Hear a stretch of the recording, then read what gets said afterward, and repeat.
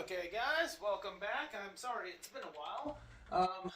I have been kind of busy, to be completely honest with you guys.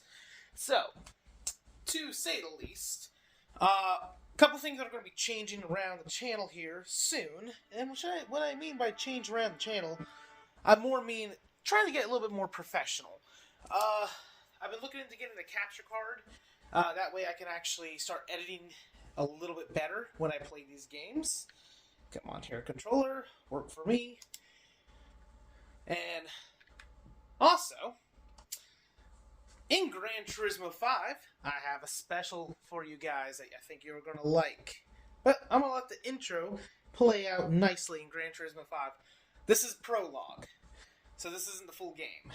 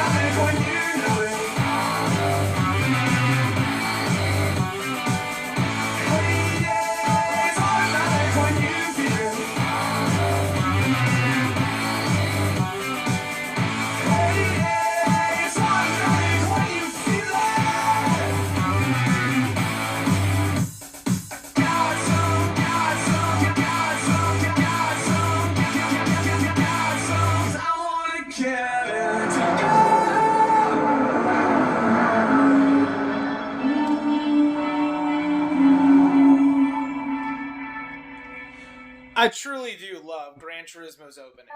Okay, so, the part that I want to show you guys is not recording this as a Let's Play, but I've been playing the game and I finally finished the A class. To my surprise, I never knew this actually about Gran Turismo 5 Prologue, because I never really truly played the game. There is S class in here. So far I only did the one, and it took a while to do it. But what I really want to show you guys is if we go here, we are in my right car that I want to be. Actually, we're not in the right car that I want to be in, so let me pause this for a second. Okay, so we are now in my correct car.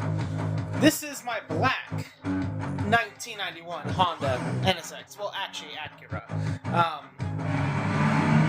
But when you complete everything, you get this nice little motion here. It's called Quick Tune. And in Quick Tune, if I can show you over here, you can see.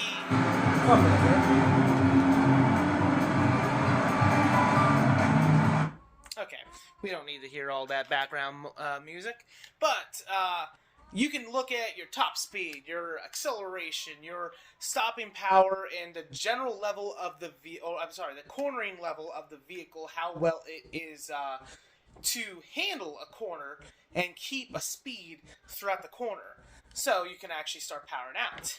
If you look over here, you can also increase or decrease the horsepower of the car.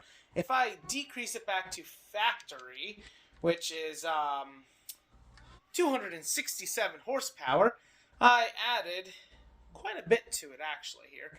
That plus 28 is a percentage of it, so you can add 28% of the horsepower to it. Over here, you have the weight. I have it at the original factory weight. It shows you a performance pointing, which is basically the overall general performance of the vehicle.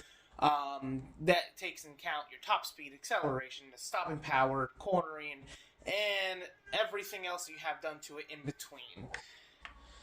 If you look over here, I have the torque curve and power curve, and it shows you the difference between each one, and then it also shows you the gear ratios. I have this car slammed to the ground. This setting here I'm doing mostly for overall general track use, and also because I like to drift, so I'm setting up for mostly drifting.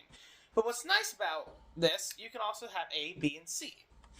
Which later on, whenever I do get into Gran Turismo 5, the full game, and I start doing the Let's Play on that, you will see that I do have different setups for different tracks. For instance, I do have an F40 on my other profile of Gran Turismo 5 that is specifically set up for the Nürburgring. I also have another one that is set up purely for the Tuscan Speedway. I also have one set up specifically for the Monza Speedway.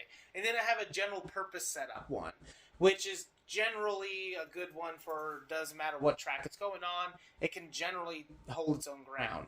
But when you do build a car specifically for one track, obviously it's going to be better than not having it set up for that track at all. There's things that I can get into it, and I would love to get into this later. Probably coming up in a couple of videos, I will explain more and more about this. But when you mess with your ride height, obviously you're either raising or lowering the car's overall height, where the bottom of the car is a relationship to the ground of the car. Well, the ground of the road. You have spring rates, the rate of what the spring can be compressed, I should say. So how much is it allowed to? In reality terms here, how many inches is it allowed to compress and expand? Then you got the dampering, which is how much force is needed to let that go into it. I usually don't mess with the toe. Some people do. I like keeping the toe perfectly straight. But you can mess with toe, and it can help you out. It does wear out your tires a little bit more, depending on what you're doing, but it does have some improvements. Camber, that is the top. If you look at the top of the tire in relationship to the car, if it is closer to you, that is called positive camber. If it is farther away from you, that's called negative camber. And this helps you have a contact patch around corners. Camber isn't bad. Excessive camber on the streets, a little bit ridiculous. This is how much braking force is needed, so how much of the pedal it takes to give a little bit of a response, pretty much. You can have your turning angles mess with, and there's a bunch of other stuff, which it's pretty cool. Like I said, you can turn off traction control, and you can also have different levels of traction control, which is pretty nice, so you can manipulate it a lot. And then there's all the gear ratios. You can mess with each and every single gear. I usually mess with just the final drive, and once I get a final drive somewhere where I like it, I mess with all my individual gears. But unfortunately for you guys, I'm sorry, I'm not doing anything in this recording because it's going close to 10 minutes, but hope you enjoyed, and stay tuned for more. There will be a lot more. And also today I will be posting a video of last week. I had my wife drive my Dodge Viper and enjoy the crash rating video. Have a good one, guys. Bye.